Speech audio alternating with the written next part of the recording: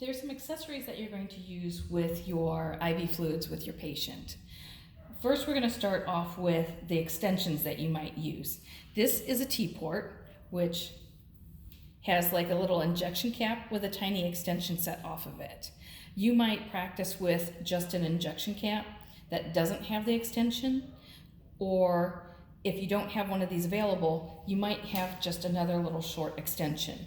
A lot of times you'll use these for being able to disconnect your patient and taking them out to see if they have to use the restroom before surgery or just after surgery.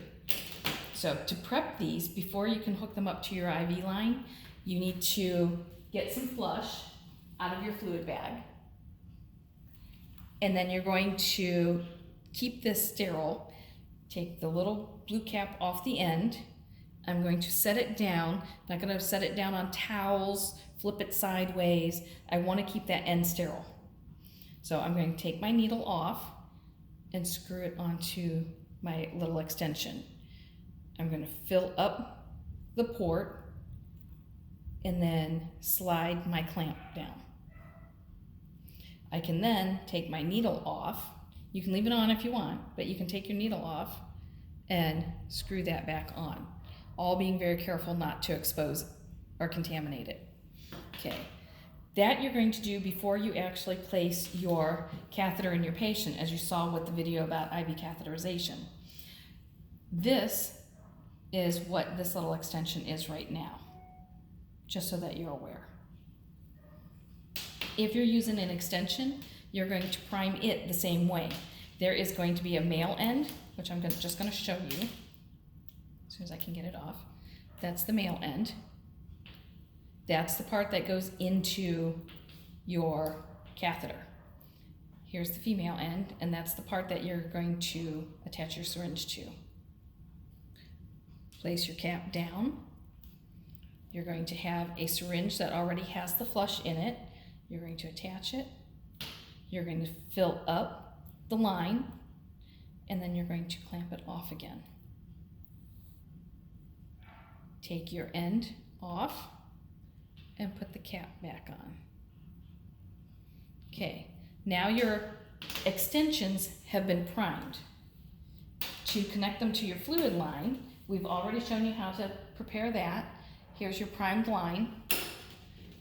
You have a needle or a cap on this end. You're going to take, because these two ends are the same. They're the male ports. Here's your female port. Take your cap off. Take the needle off. You now have two sterile ends exposed. Slide them together and twist the collar on.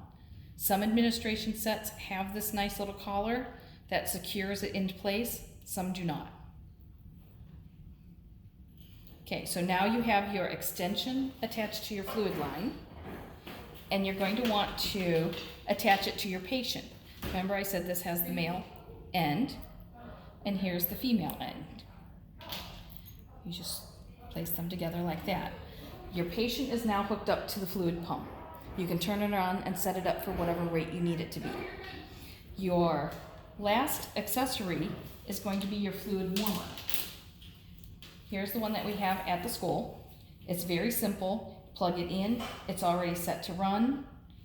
You open up the little flap, and let's see if I can turn it so that you guys can see. You're going to bring it as close to your patient as possible. I'm going to start right here, just so that you can see evenly. Just line your fluid line up into the groove.